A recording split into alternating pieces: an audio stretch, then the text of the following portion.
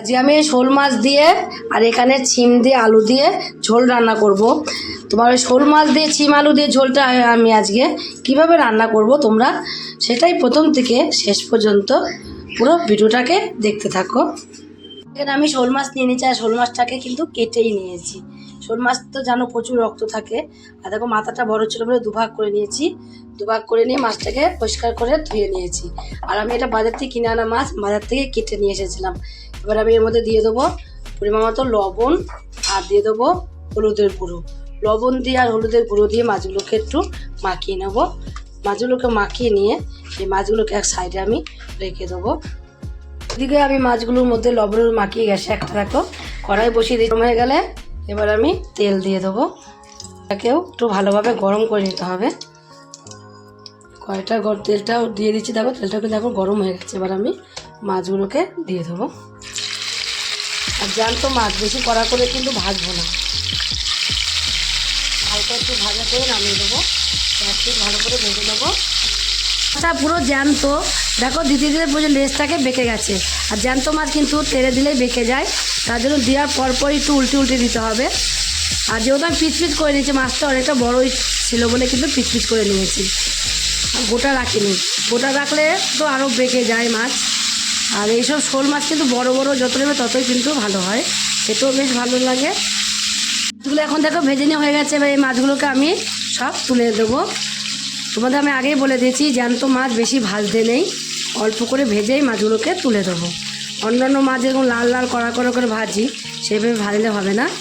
সব মাছগুলোকেই তুলে নিয়েছি। তুলে নিয়ে যে তেলটা আছে তেলে কিন্তু আমি রান্না করব। একবারে বেশি করে তেল দিয়ে দিয়েছি। তেলটা আর নতুন করে এর মধ্যে আর তেল দেবো না। এবার এর মধ্যে দিয়ে দেবো কটা গোটা জিরে। জিরেটা দিতে দিতে দেখো জিরেটা কিন্তু ভাজা হয়ে গেছে। এবার দিয়ে দেবো কটা কেটে রাখা আলু। আলুগুলোকে একটু ভেজে নেবো হালকা করে। আগের থেকে ছিমগুলো দেবো না, ছিম তো ভাজতে বেশি টাইম লাগে না, আলুটা ভাজতে একটু বেশি টাইম লেগে যায়। সামান্য লবণ দিয়ে দেবো, তাহলে আলুগুলো তাড়াতাড়ি ভাজা হয়ে যাবে। আর দিয়ে দেবো এখানে আমি অল্প করে হলুদের গুঁড়ো দিয়ে আর লবণ দিয়ে আমি আলুগুলোকে কিন্তু ভেজে নেব।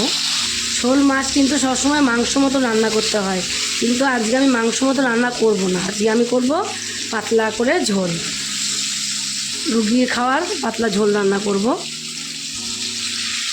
আলুগুলো দেওয়ার পরে সুন্দর একটা কালার আসবে, যেহেতু আমি কাঁচা লঙ্কা দিয়ে রান্না করবো। দেখো দিয়ে দেবো টমেটো। টমেটো কুচি এর মধ্যে আমি দিয়ে দিয়েছি। দিয়ে টমেটোটাও কিন্তু আমি আলুর সাথে নাড়াচাড়া দিয়ে নেবো। একটু আলুর সাথে হালকা করে নাড়াচাড়া দিয়ে নিয়ে এবার যে চিমগুলোকে রেখে দিয়েছিলাম দিয়ে এই চিমগুলোকে দিয়ে দেবো। তো আলুগুলো আগে একটু ভেজে নিয়েছি, ভেজে নিয়ে তারপরে কিন্তু চিমগুলোকে দিয়েছি। দিয়ে এবার আলু চিম ওগুলো একসঙ্গে একটু ভেজে নেবো।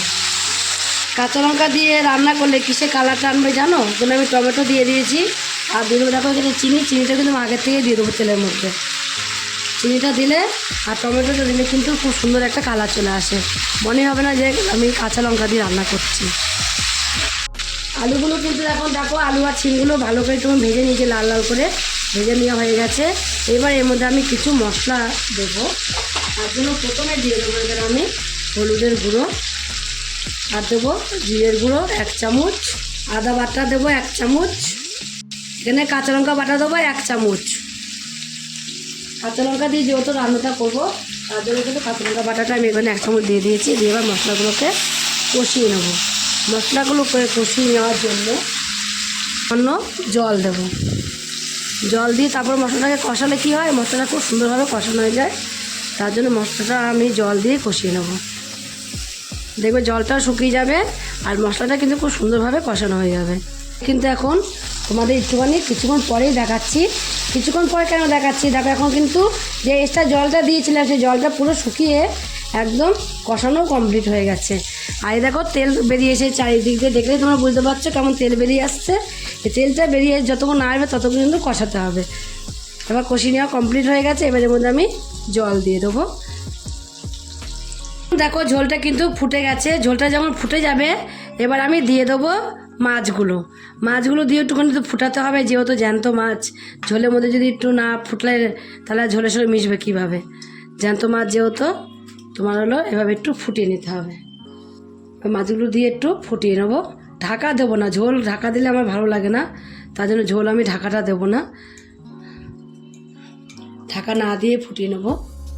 এখন দেখো মাছগুলো দেওয়ার পরে কিন্তু আমি একটু ফুটিয়ে নিয়েছি, ফুটিয়ে নেওয়ার পরে এবার এর মধ্যে দিয়ে দেবো আমি ধনেপাতা কুচি। একদম হালকার মধ্যে দেখো আমি শোল মাছের ঝোল রান্না করলাম, কোনো কিছুই কিন্তু দিইনি, একদম হালকা পাতলা ঝোল। এই ঝোলটা যে কতটা ভিটামিন তোমরা জানো না, এই ঝোলটা কতটা ভিটামিন। শোল মাছ কিন্তু অনেকে তো খাও মাংস মতো রান্না করে, কিন্তু এইভাবে রান্না করা হয় না, এইভাবেও তোমরা একদিন রান্না করে খেয়ে দেখো। ধনেপাতা নামিয়ে দিয়েছি, এবার নামিয়ে দেবো। লবণটা একটু চেক করে নিতে হবে, যদি লবণটা লাগে তাহলে একটু দিয়ে দিতে হবে। তোমরা যদি একটু ঝোলটা গাঢ় খেতে চাও তাহলে 2-1 আলুকে ভেঙে দিলে ঝোলটা কিন্তু গাঢ় হয়ে যাবে।